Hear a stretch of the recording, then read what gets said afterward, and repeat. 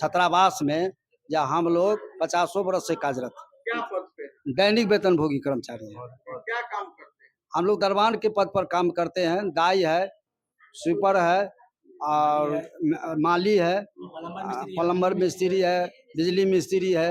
ये सभी आदमी इस पर छात्रावास में कर्मचारी हम लोग कार्यरत है। नहीं दिया जा रहा है, इसीलिए हम लोग यहाँ पर धरना पे है। यहाँ पर हम लोग को मान यहाँ पर रखा जाए, हम लोग को अस्थायी किया जाए।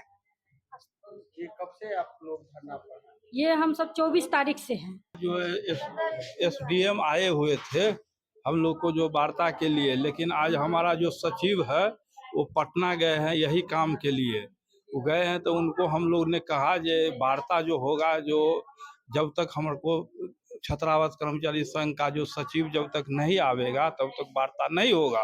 ये कर्मी हमारे हॉस्टल में कार्य करते हैं दैनिक मजदूरी पर, और यह जो क्रम है ये 50 साल से चल रहा है। कई प्रिंसिपल के समय से समय निकल गया।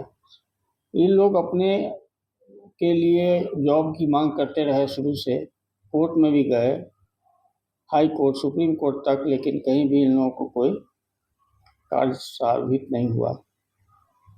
और उसी तरह से लड़के के पैसे से ही हॉस्टल अपना, चूँकि प्रिंसिपल ऑफिस में इसका कोई पैसा जमा नहीं होता था, अपना पैसा जमा करके हॉस्टल में जो वार्डन सुप्रिटेंडेंट होते हैं उसके थ्रू काम कराते थे।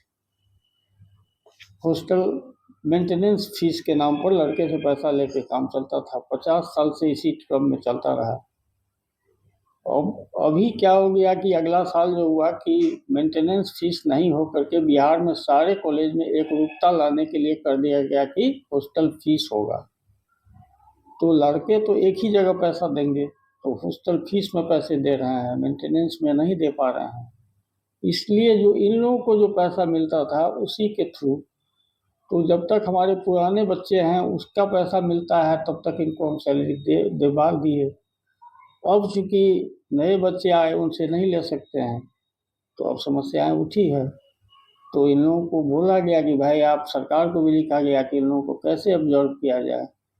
चूँकि नौकरी तो मिलने के लिए हमको नहीं लगता है कि कोई आदमी, लोग भी समझ रहे हैं कि हमें नहीं मिल पाएगा सरकारी नौकरी। और तो जैसे पहले थे ये अब मेरे बस में नहीं है।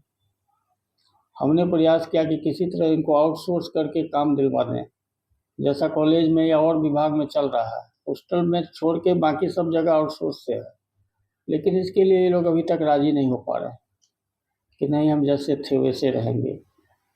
फिर इनके प्रतिनिधि अब गए हैं सरकार के पास, देखें वहाँ से क्या आदेश लेके आते हैं। लेकिन हमारा जो पहल था उसमें था कि इनको कहीं आउटसोर्स से काम चला लिया जाए, और उसी के लिए हम सरकार से भी बार बार लिखते जा रहे हैं, बात भी कर रहे हैं कि इनको कैसे काम चलाएं। हमारा तो हॉस्टल को तो चलाना है, नहीं तो लड़के को दिक्कत हो रहा है। अभी हॉस्टल का जो काम काज ठप पड़ा हुआ था, तो हम सोचे कि जो मेरे यहाँ जो स्वीपर हैं उनसे उनका हॉस्टल साफ करा दिए, लेकिन उसको ये लोग आज काम नहीं करने दिए। तो अंत में जब एसडीओ साहब आए और वार्ता हुई उससे, तो वो लोग खुद जा करके साफ किए हैं। और कल के लिए भी एसडीओ साहब बोले कि कल हम फिर इन लोगों से बात करते हैं। तो हमको लग रहा है कि यही लोग कर दें, हमको कोई दिक्कत नहीं है।